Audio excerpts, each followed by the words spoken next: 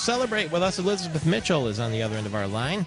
She is the author of Liberty's Torch, the great adventure to build the Statue of Liberty. And as I'm told, it's an absolutely brilliant and entertaining book because it is obviously an American icon that didn't start in America, as I understand it. Little history lesson coming your way here, too.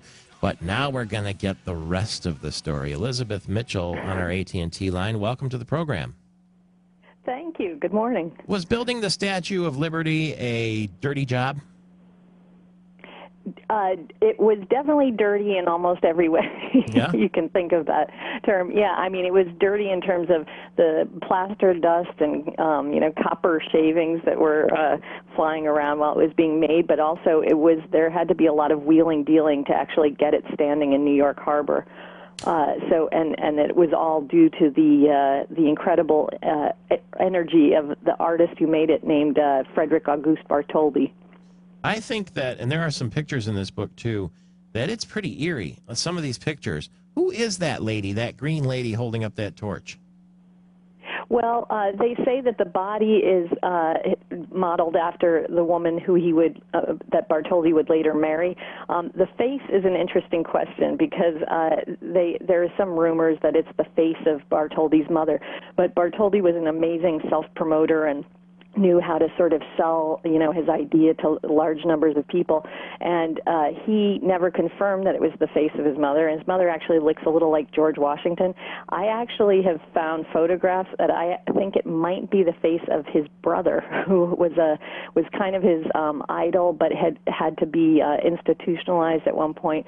And it was a great sorrow to Bartholdi. And I think he might have commemorated his brother's, life by putting his face on Liberty.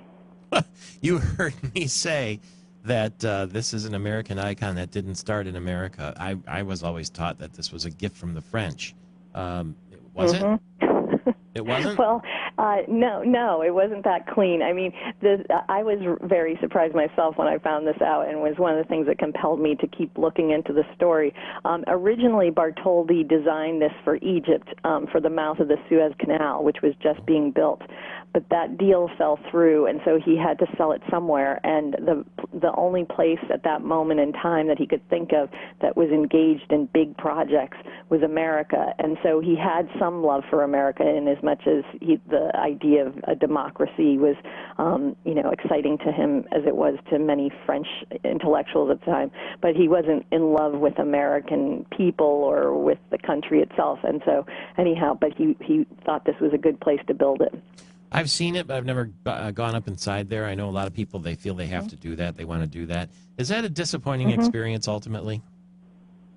Well, to be honest with you, I haven't done it since I was around 6 years old or 7 years old, because while I was working on the book, the statue was shut down because of Hurricane Sandy. And then when it was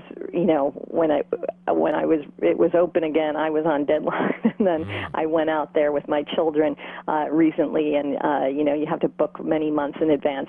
When I went, it was pretty exciting, actually, because first of all, it's a very narrow staircase, and you have to keep going up, and then when you get up to the top, it is an astounding view.